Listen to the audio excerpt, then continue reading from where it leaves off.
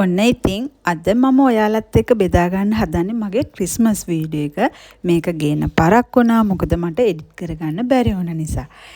ඔන්න ඉතින් එහෙනම් අද මාත් එක්ක දිගටම එකතු වෙන්න මම ක්‍රිස්මස් වීක් එකේ මොනවද කරේ කියලා.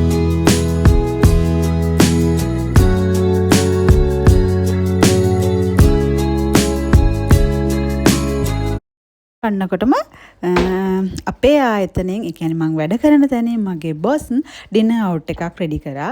ඉතින් ඒ දවසේ තමයි මෙන්න මේ විදිහට ගෙවුනේ. එයාට ඕන වුණා අපිට මෙන්න මේ විදිහේ ෆනි ඇක්ටිවිටීස් ටිකක් එයා ගන්න ඉතින් ක්‍රිස්මස් වෙනුවෙන් අපිට දෙන්න. ඉතින් අපි හැමෝම මෙන්න මේ විදිහට ගිහිල්ලා ඒ දවස් හරීම සතුටින් ගත කරා. මෙතන එක එක විදිහේ ඇක්ටිවිටීස් තිබුණා. ඉතින් අපි ඒ වගේ දෙක තුනක් කරා.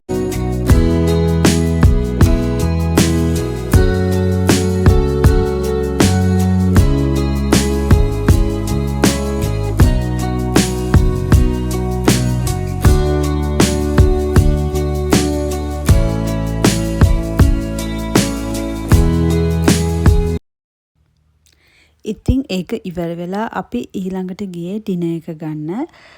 මේ ඔක්කොම තියෙන ළඟම නිසා ඉතින් අපි පයින්ම යනවා එතෙන්ට. පයින් තමයි එතෙන්ට යන්න තියෙන වෙන වාහනවල යන්න තරම් දුරක් නැහැ. ඉතින් අපි කට්ටියම පයින් මෙන්න මේ විදිහට එන්න එතෙන්ට ගියා. මේක තමයි ඒ හෝටලේ. අපි මෙතන ක්‍රිස්මස් පාටිය දාන්න තමයි හදන්නේ. මෙන්න මේ විදිහට ඉතින් බොස් ගානේ ක්‍රිස්මස් පාටි එක ලෑස්ති කරලා තිබුණා.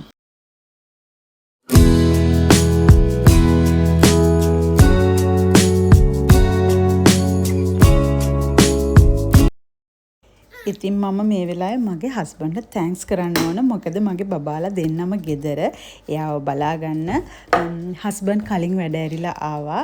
ඉතින් එයා ඇවිල්ලා බබාලා දෙන්න බාරගත්ත නිසා මට නිදහසේ මෙතන එන්ජොයි කරන්න පුළුවන් වුණා. ඔයාලා දන්නවද මේ සීක්‍රට් සැන්ටාගේ ගිෆ්ට්? ඒ කියන්නේ අපි වැඩ කරන තැන ඔක්කොමලා එකතු වෙලා ඒක ඕගනයිස් කරේ බොස්. මෙහි සාමාන්‍යයෙන් ඒක සිද්ධ වෙන දෙයක්. ගිෆ්ට් හැමෝම $10ට අඩු ගිෆ්ට් පැක් කරා. හැමෝම ඉතින් ගෙනල්ලා දුන්නා. ඒක අන්තිමට එක බොක්ස් එකකට දාලා මෙන්න මෙතෙන්ට ගෙනත් දුන්නා. ගෙනත් තිබුණා. ඉතින් ගිෆ්ට් එක ෂෙයා කරගන්න තමයි මේ ඉන්නේ. ඉතින් මට දෙන්න උනේ ඕනට. ඉතින් මං එයාට දුන්නේ ලස්සන ක්‍රිස්මස් කැන්ඩල් එකක්.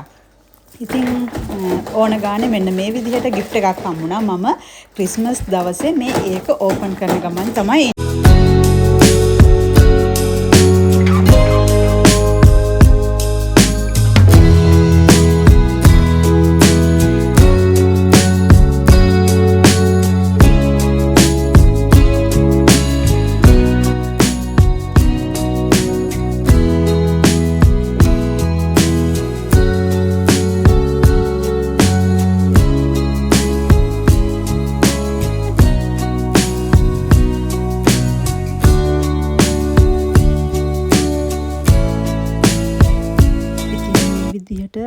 බොස් ගානේ හැමෝටම මෙහෙම ගිෆ්ට් දීලා තියෙනවා.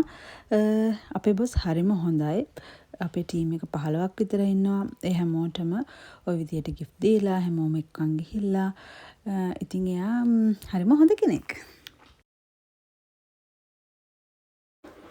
මේ වාගේ රටකට ඇවිල්ලා ඒ වාගේ කෙනෙක් එක්ක වැඩ කරන්න ලැබුණ එකත් මට සතුටක්.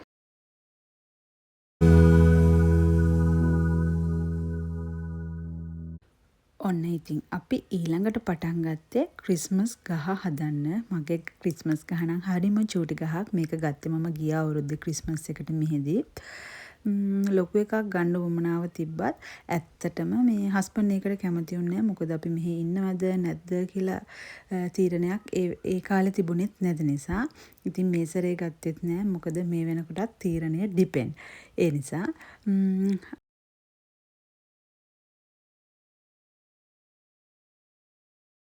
ඉතින් මගේ පුතා ඉල්ලුවා එයාට චිකන් රෝල්ස් කරලා චිකන් මේ රෝස්ට් කරලා ඕන කියලා. ඉතින් මම චිකන් නුයි තව පොටැටෝ කැරට් ඒ දේවල් එක්ක මේ oven එකට දැම්මා.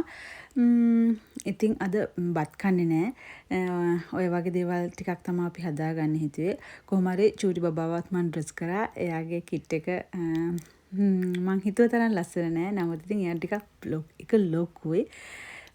ඔහොම ඉතින් අපි අපේ නත්තල සමරන්න පටන් ගත්තා.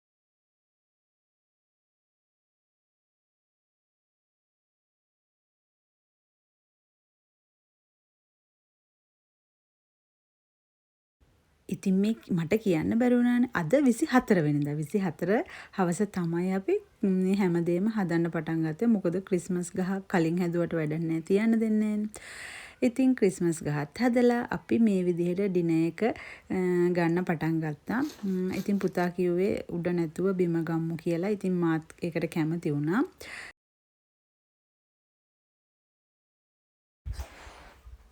ඉතින් ඔන්න අපි නත්තල භුක්ති විඳින ගමන් තමයි දැන් ඉන්නේ.